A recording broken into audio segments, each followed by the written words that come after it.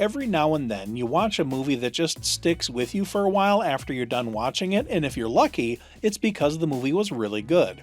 However, sometimes a movie sticks with you because it's just that awful. I'm talking about the 2002 movie Clockstoppers. Maybe I should say spoiler warning, but I figure you've either seen the movie, or hopefully I can talk you out of seeing the movie, or if you're really lucky, you've never even heard of the movie. Recently, my son asked me if we could watch a family-friendly adventure movie together because we just watched Back to the Future, the trilogy, and he really liked it. So somehow we ended up watching this garbage. It would have been better if we had watched the dog lick himself for 90 minutes because that would have at least had a shred of dignity. This movie peddles itself as a sci-fi romp, but it forgets its rules, it forgets its premise almost immediately. This film was directed by Jonathan Frakes, yes, that Jonathan Frakes of Star Trek, who's actually a pretty damn good director. But unfortunately, this movie is not one of his best.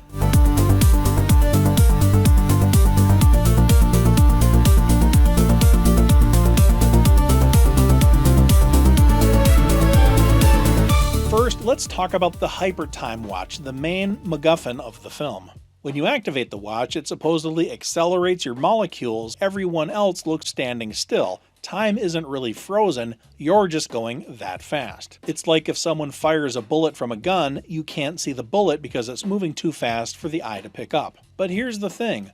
The movie forgets its premise almost immediately, and these characters loiter around or stand still or do things where they're in one location for an extended period of time, so people around should be able to see them. Even if it's a blur, they'd still see them. Like a bullet being fired from a gun, you can't see that, but when the bullet's lying on the ground not moving, you sure as hell can see that. Now, I'm not exactly a scientist, but the physics of this movie, by comparison to the thought put into this film, I feel like Neil deGrasse Tyson. Speeding up a person's molecules should turn them into a fireball. Heat is moving molecules.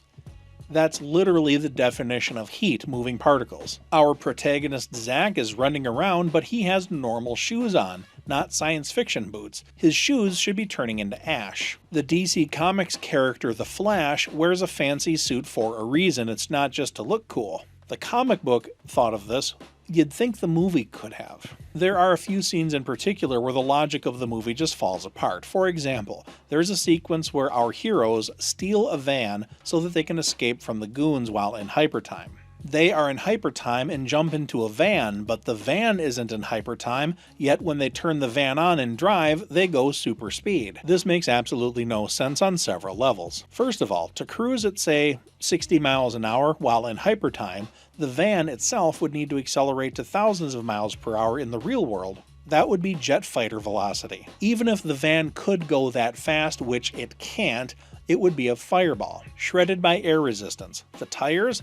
Normal asphalt isn't in hypertime, so the tires would spin out and melt into goo from the friction. And the air molecules, they're smashing into the windshield like a meteor storm. Where's the sonic boom when they go that fast? They could have mentioned something like a hypertime field to hand wave away this nonsense, but they don't. Same thing when they ride a bicycle. The bicycle's wheels would turn into goo from the friction on the road. The bike isn't designed to be pedaled that fast, so the gears would fly apart. None of this makes any sense. My son, who is in first grade, pointed out something stupid in this movie that the adults in the movie didn't notice or didn't care about. In that van scene, when the van is going at hypertime, the cars are in normal time, and they appear nearly frozen.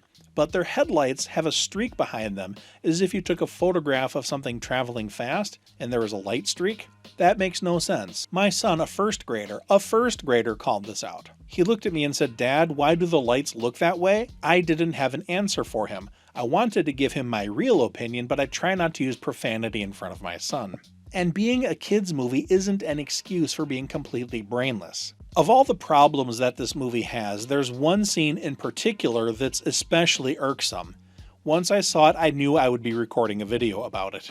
I've watched a lot of movies in my life. Part of the reason that this channel exists is that I've spent so much of my life analyzing stories that I felt compelled to share my thoughts. When I wrote my novels, I tried to use a lot of what I have absorbed and what I have learned about writing and fiction to tell compelling stories that hopefully people would enjoy, without using a lot of the things that I found to be pet peeves about the way some stories are told. In other words, I spend a lot of time analyzing fiction and film, books, and TV. I'm sitting here racking my brain Out of all the thousands of movies that I've seen in my life, this might be the single stupidest thing I've ever seen in a major motion picture. I'm talking about the DJ sequence. Our protagonists, Zach and Francesca, go to a club because their friend is being a DJ there in sort of a DJ battle thing. When it's his turn up at the turntables, he sucks and the crowd starts to boo.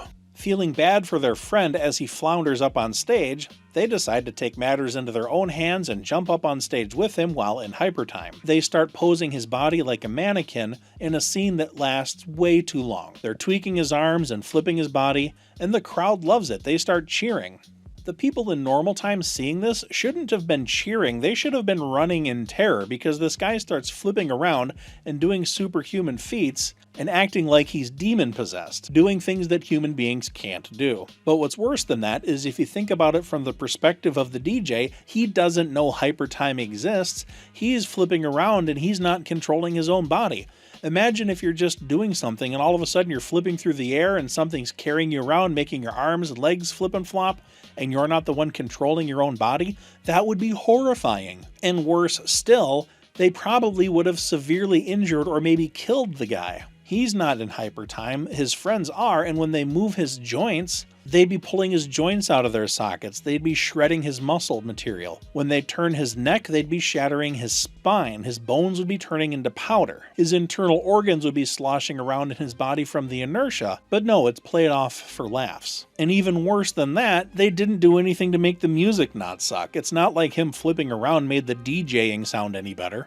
It was a pointless addition to the movie, and it was dripping with early 2000s cheese. The turntables and dance beats are there to con children into thinking it's cool. It's not a plot point, it's a music video made by older people trying to be hip with the youth, but just embarrassing themselves. I'm pretty sure the only reason this scene exists is to pad the runtime and stretch the budget. There wasn't enough material to fit the hour-and-a-half runtime, so they had to have this asinine pit stop along the way. That's not the only infuriating part of the movie. The plot holes keep piling up like dirty laundry. Why does this watch exist in the first place? The movie mumbles something about Zach's dad getting the plans. One of the other characters talks about sending the plans to the guy's dad. So what, he just gets the blueprints and decides to build it in his basement as if it was a birdhouse? If he knew what it was, and presumably he did because he physically built the thing, you'd think he'd understand how dangerous it would be, and he'd probably want to keep it away from his kid. Maybe he should have put it in a safe, a safety deposit box, hide it under the bed, something. Just leaving it out would be really neglectful parenting. And the movie is very vague about where this technology actually comes from. Was it created by the government, an evil corporation, an alien yard sale? The movie never really tells us. We just know that the villains want it. Speaking of the villains, the main antagonist is a guy named Gates, the CEO of Evil Incorporated. His cartoonish goons are too incompetent to catch two teens with a magic watch. And by the way, the actor playing Zach looks way older than a teenager. The bad guy in this movie has Dr. Claw from Inspector Gadget levels of incompetence. And what about the aging side effect? We're told that if you wear this watch for too long, it ages you super fast. They make one little comment that they're not in hypertime long enough for that to be a factor. Then why have it in the movie in the first place if you're not going to use that? Then we have paintball guns that freeze people. What the actual is this? Is this the lab where Mr. Freeze got his powers? They have freezing guns? So this evil corporation has technology to stop time. Freezing time and literally freezing people aren't the same concept. It's really on-the-nose stupidity. It's all really a shame because I really like Jonathan Frakes. I'm a Star Trek fan. I have his autograph. It had potential. The time-stopping gimmick could have been fun, and we barely even get any clock-stopping action anyway. It's about a third of the way through the movie before we even see the MacGuffin watch. Sorry, Jonathan Frakes, you're an excellent director, but this movie is a turd stain on your resume. If you endured this movie, please comment down below, let me know what you think. Was it as terrible as I'm making it out to be? Are there other plot holes that I haven't mentioned? I think I need to watch something marginally less awful, so I'm open to suggestions. Let me know in the comments down below what cinematic atrocity I should watch next. Until then, my name is Eric Wilford Watson, signing out.